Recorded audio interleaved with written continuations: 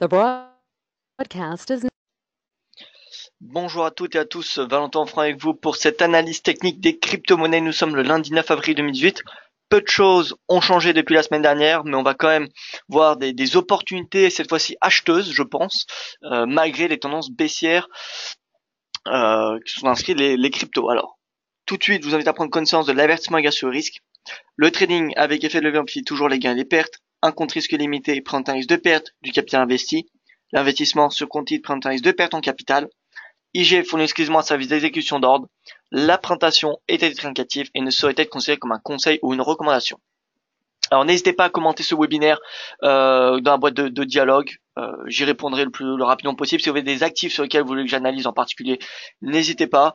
On va commencer par l'Ethereum, le Bitcoin, le XRP et ensuite le Litecoin. Mais voilà, si vous avez d'autres cryptos sur lesquels vous voulez que je fasse une analyse, voilà, je suis ouvert à n'importe quelle analyse, donc n'hésitez pas. Voilà. Donc l'analyse technique commence par CoinMarketCap qui va nous donner une tendance globalement du marché. Donc on peut voir qu'on a le marché, la capitalisation boursière qui a rebondi, donc on a un marché qui est en hausse depuis ce week-end. Regardez, si on se met sur une semaine, donc alors on va attendre que ça charge. On va passer sur le cours du Bitcoin. Donc pour commencer, vous pouvez voir que le cours a rebondi par la troisième fois sur son support. C'est pas un bon signe. C'est pas un bon signe dans le sens où des rebonds trop collés est un signe de faiblesse et non pas ne donne pas une fiabilité supplémentaire au support. Ça veut simplement dire que les acheteurs ne sont pas suffisamment présents. Et donc le rebond ne rend pas le support plus fiable, au contraire, c'est signe de faiblesse. Parce que malgré ce support majeur, on a les acheteurs qui prennent des bénéfices assez tôt. Donc voilà, ce troisième rebond qui est relativement proche du second n'est pas un bon signe, il ne donne pas une fiabilité supplémentaire, ne renforce pas le rôle de support des 6450 $. Donc voilà, c'est pas un bon signe pour la tendance haussière. Maintenant, on a quand même une divergence haussière entre le prix et le momentum, ce qui pourrait aboutir à une hausse du Bitcoin. En tout cas, je pense que le cours pourrait revenir à ses plus hauts de la semaine dernière, aux alentours des 7500 $ d'ici les prochaines séances. Voilà. Donc voilà, on va reprendre le graphique du CoinMarketCap. Vous voyez que sur une semaine, là depuis le début du week-end, depuis samedi, on a une capitalisation qui est en hausse, donc on a un marché qui rebondit depuis le début du week-end.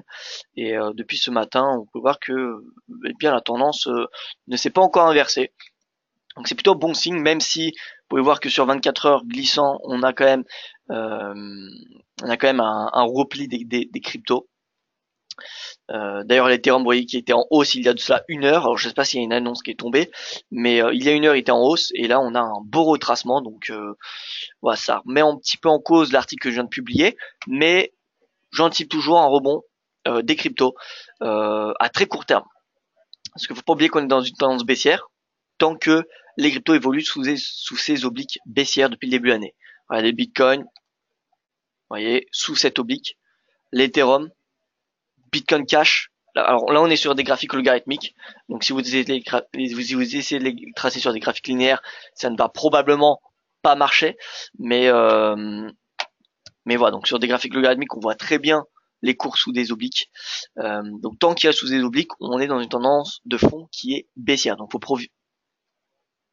préférer les positions short. Maintenant sur du court terme, je pense qu'il est possible de payer le Bitcoin ou l'Ethereum. Et préférence pour l'Ethereum.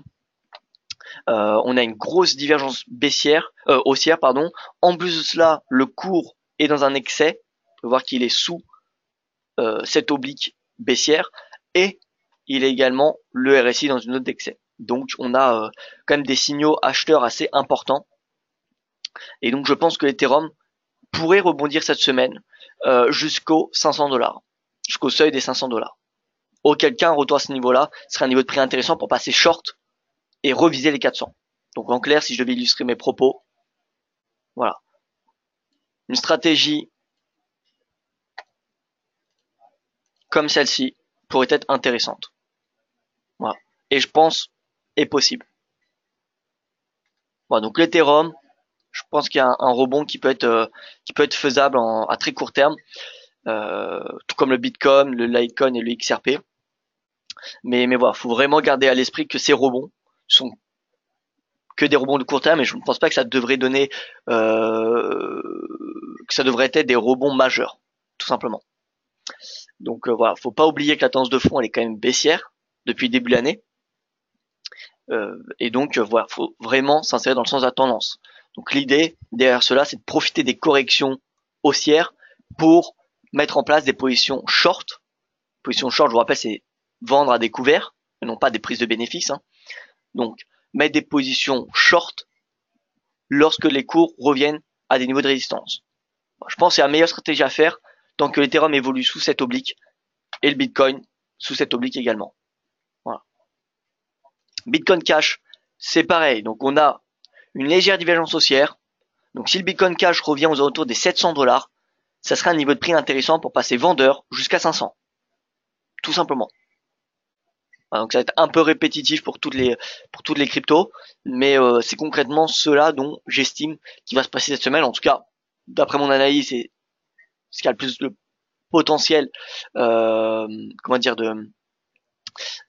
lieu. C'est vraiment un rebond ces prochaines séances de l'ordre de 10 à 20% sur les cryptos majeurs. Pour moi, l'Ethereum, c'est celle qui a le plus de potentiel. Peut-être que je me trompe, mais donc voilà. Concrètement, cette semaine, je pense qu'on peut avoir une poursuite du rebond qui a été entrepris depuis le début du week-end dernier. Et donc voilà. Et ça sera finalement, début de semaine prochaine, une meilleure opportunité pour passer vendeur. Voilà, donc c'est vraiment des achats de court terme qui sont à privilégier selon moi cette semaine. Donc on va passer sur le Litecoin. Regardez, le Litecoin c'est pareil, on a une divergence haussière entre le prix et le momentum. L'objectif c'est de revenir au plus haut de la semaine précédente, donc vers les 135 $. Puis, en fonction des signaux que nous aurons, shorter ou alors remonter l'objectif haussier. Mais voilà, cette semaine, je pense que le Litecoin peut revenir à 135 $. Bien évidemment, le seuil d'invalidation de cette stratégie, c'est si le Litecoin inscrit des nouveaux plus bas. S'il inscrit des nouveaux creux, dans ce cas-là, c'est invalidation des rebonds. Voilà. Le XRP USD. XRP, pareil, on a une divergence haussière, bien que d'un point de vue fondamental, d'un point de vue même technologique, je n'aime pas trop le XRP qui est fourni par Ripple. Techniquement, on a des signaux haussiers. Donc si le XRP revient à son plus haut de la semaine précédente, c'est-à-dire vers les 0,55 $, ça serait un niveau de prix intéressant pour passer vendeur. Voilà, donc depuis le niveau actuel, 0,55 $, c'est environ 13% de hausse, donc ce qui n'est pas non plus négligeable. 13% de hausse, et ensuite on peut passer vendeur à ce niveau de prix là.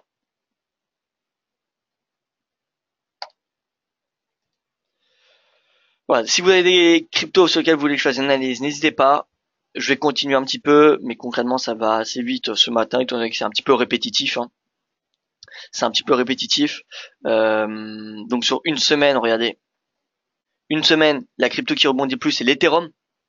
Encore une fois, ça ne m'étonne pas, étant donné que d'un point de vue d'analyse technique, c'est celle qui est la plus survendue en termes de momentum, mais également en termes de prix. Alors comment on sait qu'en termes de prix, l'actif est survendu? Eh bien tout simplement, quand vous avez un canal que ce soit ascendant ou descendant, lorsque le cours évolue au-dessus ou en dessous de ce canal, ça veut dire qu'il y a un excès en termes de prix. Donc par exemple, si le Bitcoin évolue au-dessus, légèrement au-dessus de ce canal haussier, ça sera une zone de surachat. C'est pour ça que dans un canal baissier, c'est toujours bien de vendre le haut de la borne. Et lorsque le cours atteint la borne basse, et même dépasse la zone basse, c'est une zone clairement d'excès, où soit il faut prendre des bénéfices, ça c'est conseillé, ou soit vous passez dans le sens contraire de la tendance, mais c'est plutôt risqué. Voilà. Faut pas oublier que dans une tendance baissière, faut privilégier les positions vendeuses. Donc même si le cours atteint une zone d'excès, les stratégies acheteuses sont à faire avec modération, avec un faible effet levier et vraiment avec un faible risque. C'est vraiment risqué d'aller à l'encontre d'une tendance. Quand vois-tu la reprise durable sur les principales cryptos? Alors quand?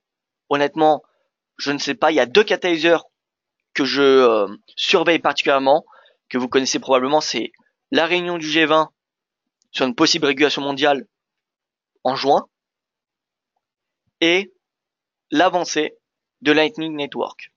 Mais attention, c'est pas si demain par exemple Lightning Network fonctionne, faut qu'il soit adopté par le réseau. Je rappelle, SegWit, ça a été voté quand même en août, et pourtant il y a alors d'après les derniers chiffres que j'ai qui datent d'un mois, voilà, donc c'est pas récent, mais c'est voilà, ça fait quand même un mois. C'était il y a 6 mois quand même la mise en place de SegWit. Il y avait à peu près 30 à 40% du réseau qui avait adopté seulement. Vous voyez, donc à mon avis, bon, on va dire que ça augmente à 40%, voire 50% au bout de 6 mois. Donc c'est pas parce que Lightning Networks fonctionnera qu'il va être adopté par le réseau. Voilà. Donc faut être, c'est les deux catalyseurs qui, selon moi, pourraient permettre un nouveau bull market. Maintenant, quand? À mon avis, pas avant juin. Voilà. Donc je reste plutôt avec un avis baissier, au meilleur des cas neutre, d'ici juin. Après, pour cet été, voilà, faudra réévaluer le contexte fondamental. D'un point de vue technique, les signaux qui me diraient qu'on repasse dans un bull market, c'est si le Bitcoin et l'Ethereum, en fait les deux plus grosses crypto-monnaies en termes de capitalisation boursière, parce que c'est eux qui font le marché concrètement. Donc si le Bitcoin et l'Ethereum franchissent cette oblique baissière qui fait pression depuis le début de l'année pour l'Ethereum et depuis le mois de décembre pour le Bitcoin, donc si les deux dépassent, sortent de ces canaux descendants, dans ce cas-là, techniquement, ça sera un signal bullish pour le marché des cryptos. Voilà, donc j'ai fait une analyse fondamentale qui est peut-être le G20 ou Lightning Network, donc pas avant juin. Et d'un point de vue technique, c'est vraiment ces obliques baissières que je surveille. C'est pour moi les plus importantes. D'ailleurs, j'ai reçu une analyse ce matin que je vais vous faire voir. Donc je l'ai tweeté, enfin c'est un simple graphique, hein. Je l'ai tweeté sur ce matin. Et regardez un petit peu ce graphique qui est très intéressant, qui est plutôt drôle, mais plutôt vrai. Et regardez, c'est la tendance du Bitcoin depuis à peu près 6 mois, vous voyez, depuis le mois d'octobre de l'année dernière. Donc ce canal baissier que nous retrouvons tous. Donc là c'est bearish, tant qu'il est dans ce canal. Bullish, c'est la tendance de fond c'est la tendance de 2017. Vous voyez, dont le cours a cassé. Tant qu'il évolue pas dans ce canal-là, c'est bearish. Là c'est bearish, donc là je vais pas citer les initiales parce que c'est vulgaire, donc je vais pas le dire, mais c'est baissier, et là bon c'est un petit peu marrant, exit all crypto market, donc en gros c'est vendre toutes les cryptos. Et là c'est moon zone, donc c'est vraiment l'excès, dans le sens les cryptos vont enfin le Bitcoin vers la lune. C'est une expression pour dire en clair c'est haussier. C'est très très haussier. C'est en fait l'euphorie. Voilà, donc concrètement, tant qu'on est dans ce canal baissier, c'est baissier. Voilà, ça peut pas être plus clair. Donc si par exemple Bitcoin revient à cette oblique, ou même l'Ethereum, hein, donc si l'Ethereum, donc là on est sur le Bitcoin, pardon, si le Bitcoin revient sous cette oblique, je pense pas qu'il va revenir à cette oblique prochainement, mais dans le cas où il revient, ce serait, je pense, une excellente opportunité de vente. Donc il faudra bien évidemment refaire l'analyse technique à ce moment-là, mais voilà. Aujourd'hui, j'estime que si on a un retour sous cette oblique, la probabilité de baisse sera plus importante qu'une cassure. Alors, on me demande OmiseGo et Stellar. Donc, OmiseGo, c'est parti. Donc, de toute façon, pas de stratégie haussière tant que Bitcoin et l'Ethereum n'ont pas fourni les signaux haussiers que je vous ai cités. Donc, OmiseGo, Stellar, ça va être globalement le même sens de la tendance. D'ailleurs, OmiseGo, il n'y a pas de divergence haussière. La divergence haussière, le RSI rebondit, mais également le prix. Moyenne mobile à 20 jours qui fait office de résistance. Voilà, potentiel repli. OmiseGo, ça se short jusqu'à 8,2 dollars. 8,2. Donc c'est une baisse d'environ 10% qui est envisageable. sur OMISGO. Il n'y a pas de divergence. Sous la moyenne mobile à 20 jours qui fait office de résistance. Voilà, pas grand chose à dire sur OMISGO.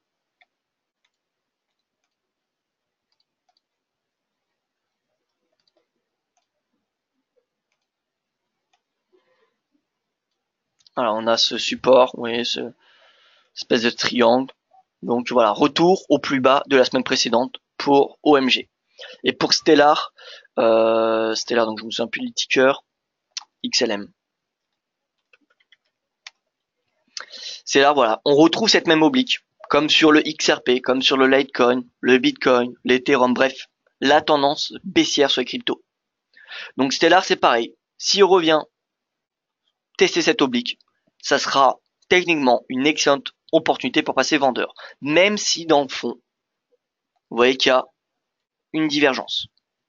Même s'il y a une divergence, pas parce qu'il y a une divergence que le cours va rebondir. Maintenant, c'est quand même un signal. Mais je pense que cette trendline a beaucoup plus de poids que cette divergence. Donc voilà. Divergence haussière.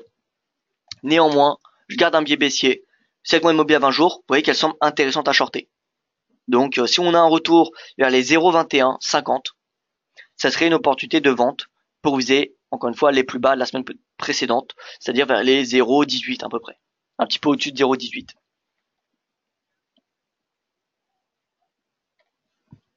Voilà, vous voyez que cette oblique est vraiment très intéressante. Donc ne pas hésiter à, je pense,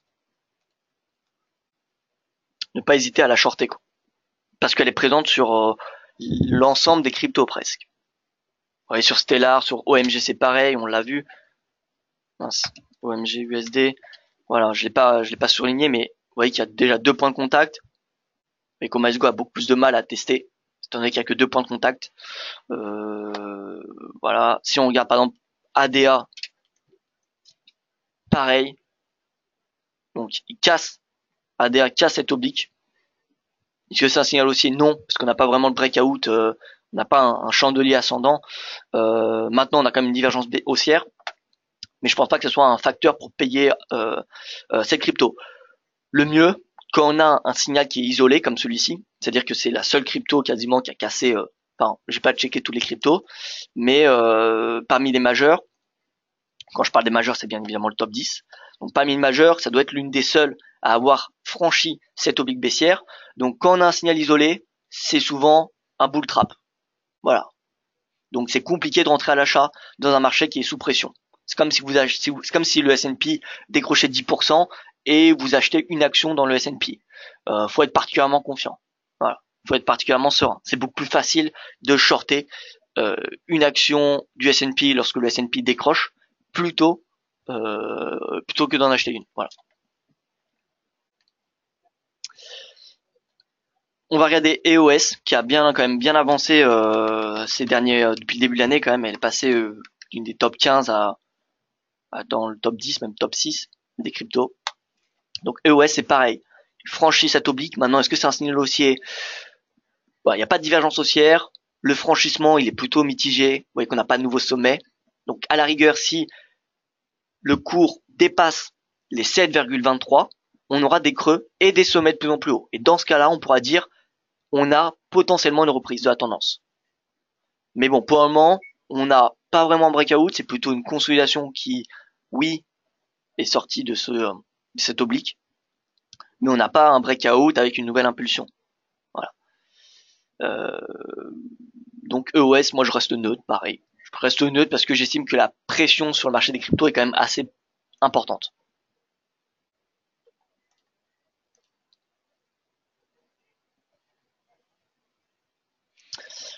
Voilà donc pour mon point de vue sur les cryptos. Si je devais résumer, il y a potentiellement un rebond qui va se faire sur les majeurs à court terme.